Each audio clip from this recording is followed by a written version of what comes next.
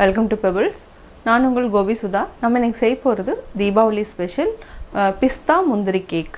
இது வந்து ரொம்ப ஈஸியா பண்ணலாம். அதாவது பிஸ்தா வந்து நம்ம ஒரு 200 grams அளவுக்கு ஹாட் வாட்டர்ல சோக் பண்ணி வெச்சுக்கலாம். ஹாட் வாட்டர்ல சோக் பண்ணி வெச்சிட்டா ஈஸியா வந்து தோல் உரிச்சிரலாம். அதாவது தோல் வந்து எடுத்துறலாம். இது கூட நம்ம முந்திரியும் அரைச்சிட்டு சுகர் சிரப் கூட ஆட் பண்ணி செய்ய போறோம். வாங்க எப்படி செய்யறதுன்னு பார்க்கலாம். பிஸ்தா முந்திரி கேக் தேவையான பொருட்கள் பிஸ்தா வந்து 200 grams எடுத்துர்க்கேன். முந்திரி நம்ம 100 gram அளவுக்கு எடுத்துக்கலாம். சுகர் 150 grams எடுத்துக்கலாம். இது கூட ஏலக்காய். இது வந்து ஹாட் வாட்டர்ல சோக் பண்ணியிருக்கிறேன். அதனால ஈஸியா வந்து தோல் எடுத்துறலாம். இது நம்ம ஒரு பவுல்ல இது பண்ணிரலாம். அதாவது ஈஸியா அந்த மாதிரி எடுத்துட்டே இருக்கலாம். ஹாட் வாட்டர்ல சோக் பண்ணிக்கிறதுனால ஈஸியா நம்ம உரிச்சிரலாம்.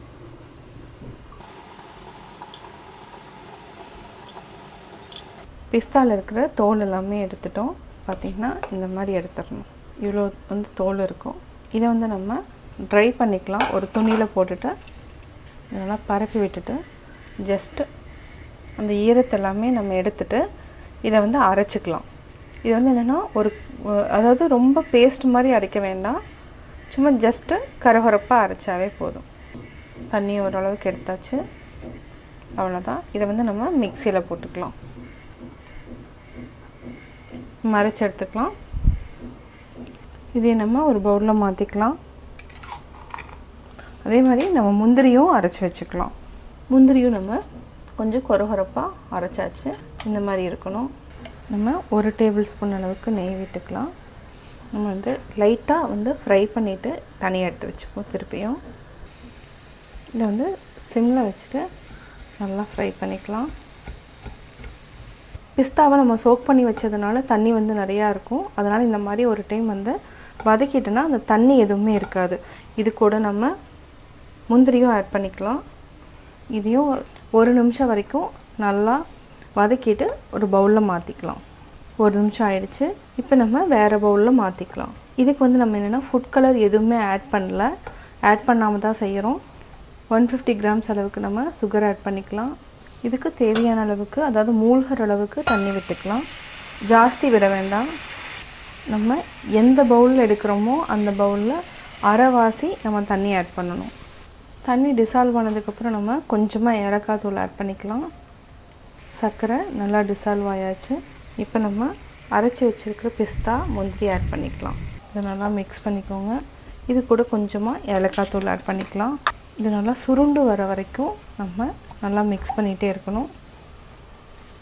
இதே மாதிரி கை எடுக்காம நம்ம கிளறிட்டே இருக்கலாம். ஒரு சிலருக்கு நெய் பிடிக்கும்னா நெய் கூட நம்ம ஆட் பண்ணிக்கலாம். இப்போ நல்லா சுருண்டு வர ஆரம்பிச்சிருச்சு. 1 நிமிஷம் வரைக்கும் நல்லா கிளறிக்கலாம். இது எப்படி நம்ம செக் பண்ணனும்னா கொஞ்சமா எடுத்துக்கணும். இது வந்து உருட்ட வரணும். அப்ப வந்து கரெக்ட்டான பதம் அர்த்தம். கையில எடுத்துக்கணும். இப்படி எடுத்து பாத்தீங்கன்னா கொஞ்சம் உருட்ற மாதிரி பதத்துல வரும். இது வந்து கரெக்ட்டான பதம்னு அர்த்தம். இப்போ நம்ம கேஸ் ஆஃப் பண்ணிக்கலாம். ஒரு பட்டர் பேப்பர்ல போட்டு தட்டிக்கலாம். பட்டர் பேப்பர்ல கீ லைட்டா நம்ம தடவிக்கலாம். இப்போ நம்ம பட்டர் பேப்பர்ல போட்டுறலாம்.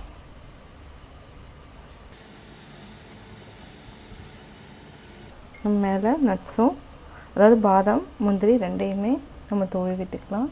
இது 2 ஹவர்ஸ்க்கு அப்புறம் நம்ம எடுத்துக்கலாம். அதாவது 20 minutes ஆகும்.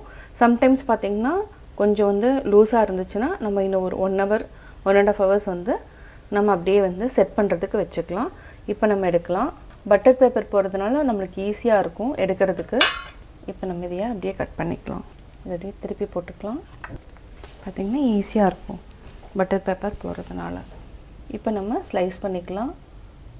இது ஸ்கொயர் இல்லனா டைமண்ட் எந்த ஷேப்ல வேணாலும் நம்ம கட் பண்ணிக்கலாம். கீழ நட்ஸ் இருக்குிறதுனால கொஞ்சம் அதாவது கட் பண்றது கொஞ்சம் கஷ்டமா இருக்கும். சுவையான முந்திரி பிஸ்தா கேக் ரெடி.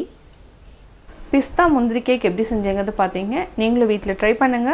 அதாவது தீபாவளிக்காக நம்ம சின்ன சின்ன ஸ்வீட்ஸ் எல்லாமே நம்ம ஈஸியா செய்யறதா நான் உங்களுக்கு சொல்லி கொடுத்துட்டு இருக்கேன். நீங்க செஞ்சு பார்த்துட்டு உங்களுடைய கமெண்ட்ஸ் எனக்கு சொல்லுங்க. லைக் பண்ணுங்க, மறக்காம Subscribe பண்ணுங்க.